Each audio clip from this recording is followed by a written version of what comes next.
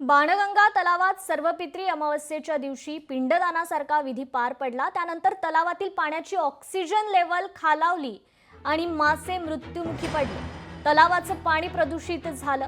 लोकशाही मराठीने या बातमी संदर्भात सरावात आधी दखल घेतली, मात्र त्यानंतर पालिकेने तलाव स्वच्छ करण्याचा प्रयत्न केला। मात्र अद्यापही तलावात मेलेल्या माशांची संख्या काही केल्या कमी होताना पाहायला मिळत नाहीये।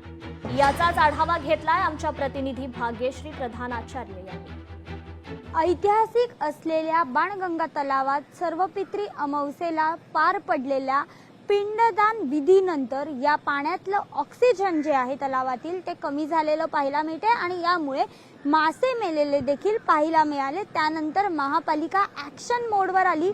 खरं तर ही जी बातमी आहे ही लोकशाहीने दाखवली होती, त्यानंतर महापालिका ॲक्शन मोडवर आलेली पाहायला मिळाली।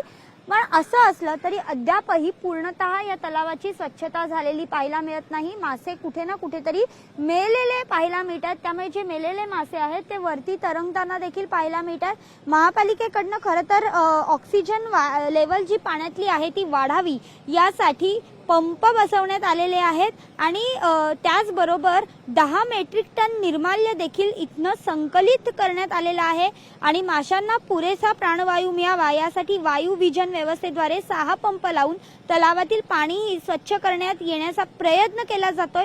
मात्र ही संपूर्ण स्वच्छता जी आहे ती प्रयत्न जरी केला जात असला तरी पूर्णतः हा तलाव अजूनही स्वच्छ झालेला नाही। आता देखील आपण बघू शकतो की तिथे विधी जे आहेत ते सुरू आहेत आणि त्या विधींमुळे हा तलाव जो आहे हा अस्वच्छ होताना पाहायला मिळतोय। खरं तर हा ऐतिहासिक तलाव आहे,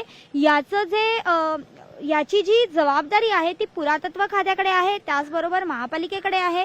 प्रदूषण मंडळाने या तलावात कुठल्याही पद्धतीचं प्रदूषण होऊ नये यासाठी काही नियमावली काढलेली आहे। मात्र असं असलं तरी कितीही प्रयत्न झाले तरीही हा तलाव काही स्वच्छ होताना पाहायला मिळत नसल्याचं चित्र सध्या दिसत आहे आणि एकंदरीतच या तलावावर होणारे धार्मिक विधी देखील सुरूच असल्याचं चित्रही सध्या पाहायला मिळतंय।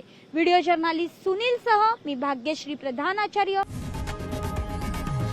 लोकशाही मराठी ऐका, पहा, जागरूक रहा।